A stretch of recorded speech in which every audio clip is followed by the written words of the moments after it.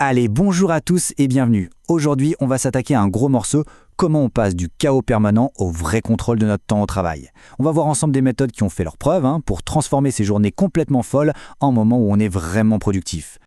Ah, cette sensation, on la connaît tous, pas vrai ? L'impression d'être coincé dans une sorte de tourbillon sans fin de réunions, d'emails. On court partout, on est super occupé, mais à la fin de la journée, on se demande ce qu'on a vraiment accompli. Eh bien, c'est pile ce problème qu'on va décortiquer aujourd'hui. Alors, pour commencer, il faut regarder autour de soi. Souvent, la première source de chaos, elle n'est pas interne. C'est l'équipe, l'environnement de travail. Ça a un impact juste énorme sur notre propre productivité. Voyons un peu à quoi ça ressemble, une bonne dynamique et une qui, disons-le, nous tire vers le bas. Regardez bien ce tableau, c'est assez parlant. C'est un peu l'histoire de deux équipes.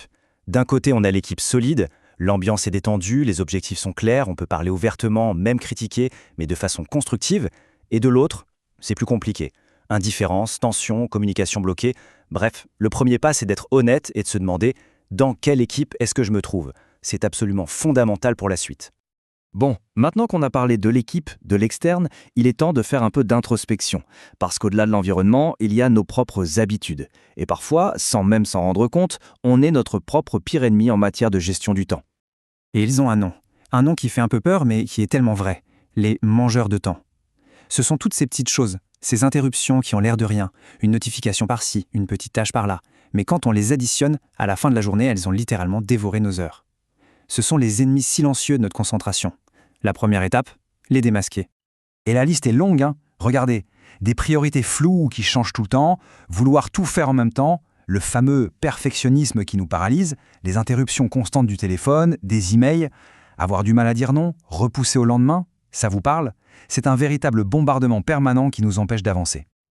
Ok, on a bien cerné le problème. Maintenant, on passe aux solutions. Et la première, c'est un outil mental tout simple, mais incroyablement puissant pour y voir plus clair dans nos priorités. Et figurez-vous que ça nous vient d'un ancien président américain.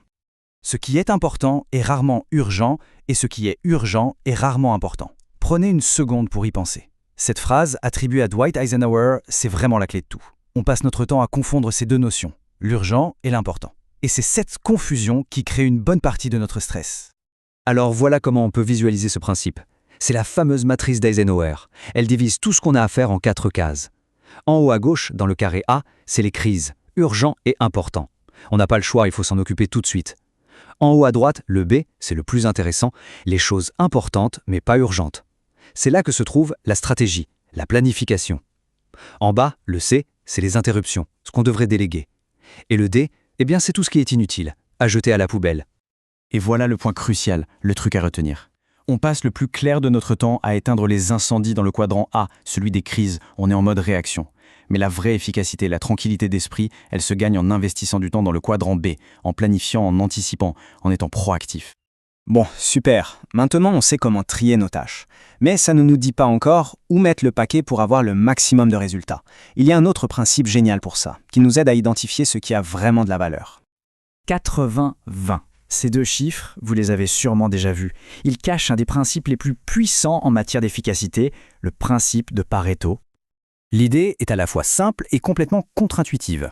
En gros, 80% de nos résultats viennent de seulement 20% de nos efforts. C'est une idée un peu folle, mais qui se vérifie dans énormément de domaines. Le jeu, c'est donc de trouver, c'est quoi, nos 20% à nous. Et ce graphique le montre parfaitement. Regardez bien, les tâches A, celles qui ont une vraie valeur ajoutée, on y passe seulement 15% de notre temps, mais elles génèrent 65% de nos résultats. Et à l'inverse, les tâches C, les petites choses sans importance, nous bouffent 65% de notre temps pour 15% des résultats. C'est complètement dingue quand on y pense, ça nous oblige à tout voir différemment. D'accord, donc on a identifié nos tâches A, nos fameux 20%, c'est super, mais maintenant il faut passer à l'action. Et pour ça, on doit transformer ces priorités en de vrais objectifs clairs et concrets. Parce que savoir quoi faire, c'est bien, mais savoir comment on va le faire, c'est encore mieux. Et pour ça, il y a un outil génial, la méthode SMART. C'est un acronyme hyper simple à retenir. Un objectif doit être S spécifique. On dit exactement ce qu'on veut faire. M mesurable. On doit pouvoir quantifier le succès. A, ambitieux. Il faut que ça nous challenge un peu. R, réaliste. Ça doit rester faisable, bien sûr. Et enfin, T, temporel. On se fixe une deadline. Funnel, il faudrait améliorer les ventes. On passe à, on va augmenter les ventes de 10% avant la fin du trimestre. Ça change tout. En fait, tout le changement de mentalité est là. On arrête de subir une liste de tâches qui n'en finit plus.